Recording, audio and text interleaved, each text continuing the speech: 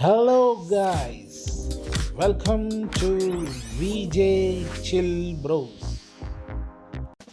ഇന്ന് നമ്മൾ ഉണ്ടാക്കാൻ പോകുന്ന ഡിഷ് എന്ന് പറയുമ്പോൾ ബ്രെഡ് വിത്ത് സ്ക്രാമ്പിൾഡ് എഗ്സ്, ബ്രെഡും പിന്നെ കൊത്തിപ്പൊരിച്ച മുട്ടയും. അപ്പോൾ അതിന് 2 സ്ലൈസ് ബ്രെഡ് എടുത്തിട്ടുണ്ട്, മല്ലിയില, ഗ്രീൻ ചില്ലി, ടൊമാറ്റോ, പിന്നെ മട്ടർ, പിന്നെ 2 സബോള.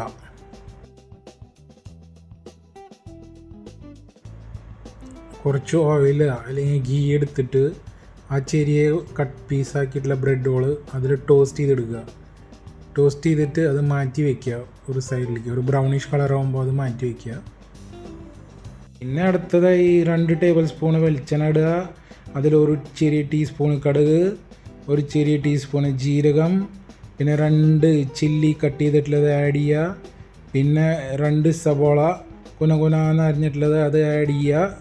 അത് ജസ്റ്റ് ഒന്ന് ബ്രൗണിഷ് കളറാകുമ്പോൾ അതിലൊരു കട്ട് ചെയ്തിട്ടുള്ള തക്കാളി ആഡ് ചെയ്യുക. പിന്നെ ഇനി നെക്സ്റ്റ് പൊടികളാണ്. ഒരു ചെറിയ ടീസ്പൂൺ മഞ്ഞൾപ്പൊടി, ഒരു ടീസ്പൂൺ പെപ്പർ പൗഡർ, ഒരു ടീസ്പൂൺ റെഡ് ചില്ലി പൗഡർ, പിന്നെ ആ മട്ടർ അത് ആഡ് ചെയ്യുക. ഒരു കപ്പ് മട്ടറാണ്. പിന്നെ ഉപ്പ് ആവശ്യാനുസരണം ഒരു ചെറിയ ടീസ്പൂണ് ഉപ്പ്. അത് നല്ലോണം ഇളക്കിക്കൊണ്ടിരിക്കുക. അത് മിക്സ് ആയതിന് ശേഷം അതിൽ ഞാനിപ്പോൾ എടുത്തത് 3 മുട്ടയാണ്.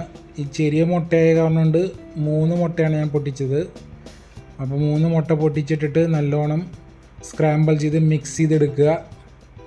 നല്ലോണം മിക്സ് ചെയ്തെടുത്തതിന് ശേഷം ഇനി അടുത്തത് നമ്മൾ ആ ബ്രെഡ് ടോസ്റ്റ് ചെയ്തിട്ടുള്ളത് ഇതിൽ ആഡ് ചെയ്യുക.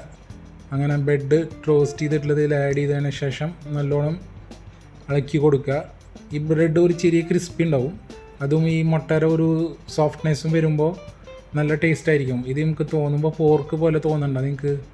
അപ്പോൾ അങ്ങനെ എന്തെങ്കിലും തോന്നുകയാണെങ്കിൽ കമൻറ്റ് ഇടണേ. അപ്പോൾ നമ്മുടെ ഡിഷ് റെഡി ആയിട്ടുണ്ട്, egg scramble with bread. So you just make it and enjoy. Thank you for watching. Please like, share, comment, follow and subscribe.